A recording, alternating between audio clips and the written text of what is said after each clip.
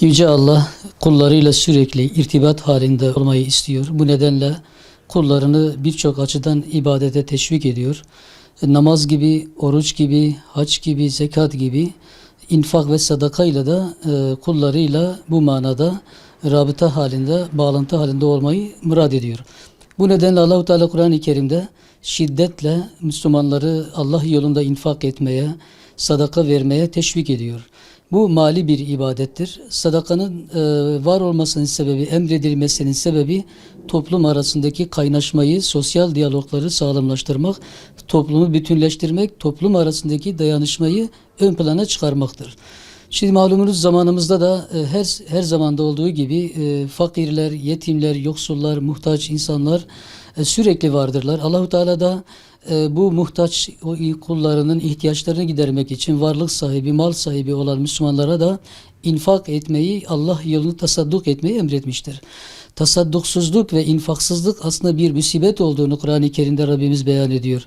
Estaizu billah ve enfiku fi sabilillahi ve la tulqu bi eydikum ila tehluke. Sadakallahul azim. Allah yolunda Allah'ın rızasını kazanmak, Allah'a yakın olmak için Allah'ın size verdiği mallardan infak edin. Kendi elinizle kendinizi tehlikeye atmayın diye buyuruyor. Dolayısıyla sadaka ve infakın olmadığı toplumlarda toplumun dağılması, birbirinden uzaklaşması, birbirine düşmesi gibi vakalarla karşılaşma olasılığı yüksektir.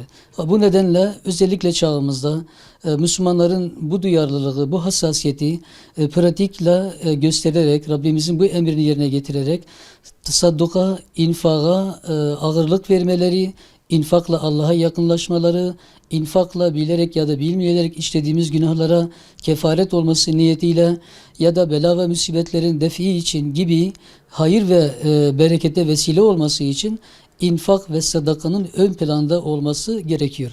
Bir Müslümanın hayatında nasıl ki namaz gerekliyse infak da sadaka da o kadar gereklidir. Çünkü namaz bedeni bir ibadet olduğu gibi infak ve sadaka da mali bir ibadettir. Allahu Teala malınızla ve canınızla Allah yolunda cihat edin diye buyuruyor. Dolayısıyla Müslümanlar mallarıyla ve canlarıyla Allah'a karşı kulluklarını icra etmenin mücadelesini vermeleri gerekiyor. Dolayısıyla infak şuuru, sadaka şuuru öteden beri İslam'la birlikte başlayan bir şuur, bir gelenek, bir İslami bir örftür, bir kültürel bir faaliyettir. Bunu devam ettirmek, ihya etmek, ayakta tutmak bütün Müslümanların ortak görevidir.